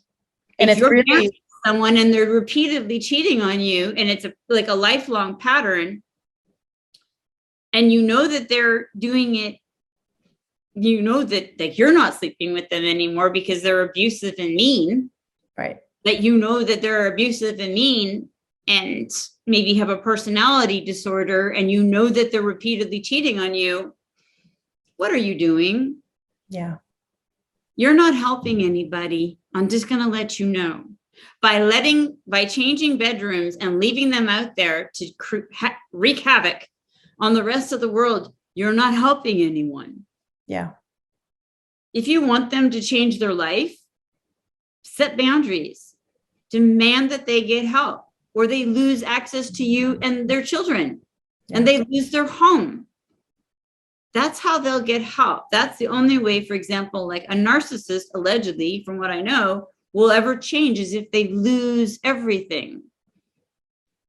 Okay. And that's important, because there's always going to be some sort of other people around these types of people, traffickers, abusers, etc., that aren't doing anything or saying anything, that are in, arm's reach. Yeah. And that's an important, those people have an important job. Like you said, those people need to heal themselves enough so they can be part of the solution. 100%. Do you remember a few years ago when there was an LAUSD teacher who was arrested? The most heinous crimes against these little children, sexual, deviant, to unbelievable level, not far from here. No one noticed. No one noticed. He was taking children into his home after school. I think they were third graders. Wow. And doing the most heinous crimes. How? Yeah. How? Yeah. We live in a society where people don't talk about the fact that Woody Allen was Suni's father figure for a long time. Yes. Father figure. The mother was shocked and horrified when she saw naked pictures of her daughter on his mantle. That's enough for me. Actually, father figure. I stopped dead at father figure because I was adopted. I had a stepfather. And now look where we're at. It's kind of swept under the rug. It's Woody Allen. He got a pass, Well, because Christy, I think that's what we're saying. It's like, it's a collective agreement. Yeah. I don't want to do the work. I don't want to unpack that. in order for me to really go deep and to unpack that, I'm going to have to look at my life. I'm going to have to look at my childhood. I'm going to have to look at my weird, uncomfortable situations in my life. I'm going to have to maybe cut this person out of my life, and I don't want to. I get it. But that is the solution. Absolutely. Just so you know, it's okay. And you can just keep sending money to kids in another country where horrible things happen to them. Or we can stop now and unpack. Yeah. Yes. And intervene. Stop now, unpack, and intervene and get into these lives at the crucial age, like your school is doing, to stop that cycle with them. Yes, ma'am. I think that's the only way. Yeah. And we're on our way as a society, I believe, but consciousness and an expanded enough consciousness where you can entertain that type of information. And it's going to require some healing. It's the reason why we keep it small is because when we expand, healing has to be done in order to accept it as reality. Yes. You don't want to see it because you don't want to have to feel it. But as the saying goes, you got to feel it to heal it. But we're on our way. We're on our way. It's just, it would be great for these, for these, 400, 500,000 kids. There's 88% of all the trafficked kids in the US that come from foster care, and all the other kids that are trafficked here and around the world. And there's international. I was carried across the border. Really, I saw something on a plane one time. Believe me, there are people working at the airlines. There are people who are helping the traffickers. It's all, they got people, they're not stupid. This is organized crime. They got people everywhere they need to have them to make sure that these kids go undetected onto planes by themselves. It's all, they're working double time to make sure they get their needs met. We need to do what we have to do to be able to work just even at a regular pace. We need to get rid of our denial. We need to get rid of our addiction to victimhood. We need to start getting very clear that inside of all of us is the capacity to be a perpetrator and a victim. And we need to heal that stuff so that we're less tolerant of other people's bad behavior. Exactly. Now, we talked about this a bit on the last show, but for those listening that want to learn more about your nonprofit, the Fostering Care Healing School, and donate, where can they find you? Fosteringcare.org. And I'm going to post a link to that below. And I know she's not going to say it, so I'm going to say it. Please donate and help her program out. She's doing so much incredible work to help these children, and she needs all the help she can get. The more funding they have, the more children they can help. And I'm going to post a link to her school where you can donate. May is National Foster Care Month. And there's also going to be a lot more links below of other resources to report exploitation, resources for victims, many other links, all provided by Rotary International and Angie as well. She's provided me some really great links. So check those all out. Please get involved.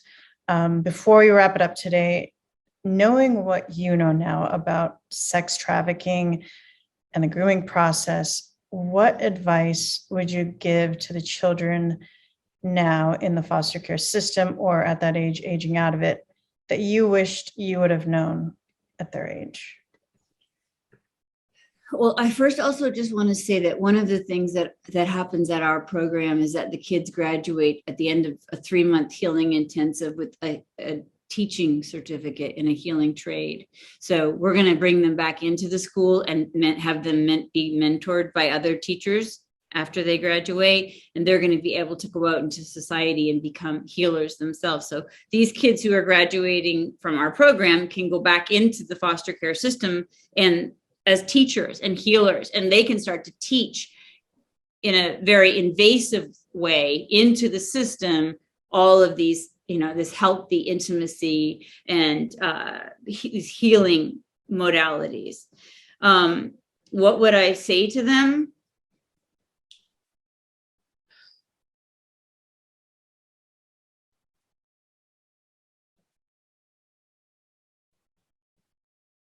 So hard, because like, as we discussed, so much of it is survival. Yeah. You've lost and you're in foster care, you've lost every relative that you ever had. You have zero, zilch, nothing. And you're reliant on this system for the slim meal and the slim bit of housing that you have, which is already so low. Just hang on. But luckily they do have, the AB-12 here. I would suggest maybe other states adopting that if they haven't already. It's just so important. And then more and more people should open, more programs. We're going to hopefully go across the country, but yeah, there's a lot of stuff available now. Just start Googling healthy sex. Start Googling intimacy and vulnerability, how to date. Start meditating and praying. I'm telling you, Abraham Heschel says in one of his books that God needs to be praised. And I'll tell you, when I started praying, not asking for anything, but only praising God, my life profoundly changed. I became brighter and more powerful. And I realized that when I pray to the divine and I'm just praising God, there's some part of the divine that lives inside of me that expands. So imagine this energy that is being sung praises to. It of course, it vibrates higher, just like those Japanese tests, right? When something is told that it's beautiful or that it's loving or that it's, brilliant, then it expands. And so when you pray, the divine in you expands, because the divine is just an energetic force to me that can expand and contract. And so pray. And when you pray, don't ask for anything. And don't even thank God. That feels empty to me too. It's when I sing God's praises. Powerful. It changed my life.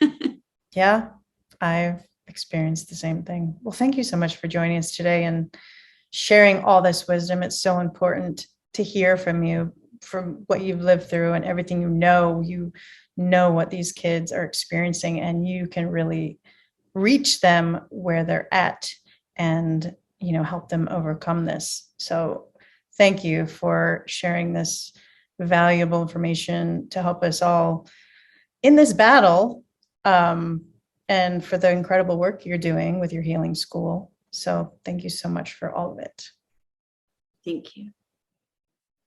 Remember, knowledge is power. The more you understand about your body, the better you're able to stay healthy and prevent disease. And a reminder, I'm not your doctor, so please don't take this as medical advice. If you have questions about your health care, please reach out to your practitioner. And if you like this video, please like and share with others. This information could really help someone you may know, and hit that subscribe button and the little bell to be sure you don't miss out on our future shows. And join us next Wednesday for the next episode of Discovering True Health.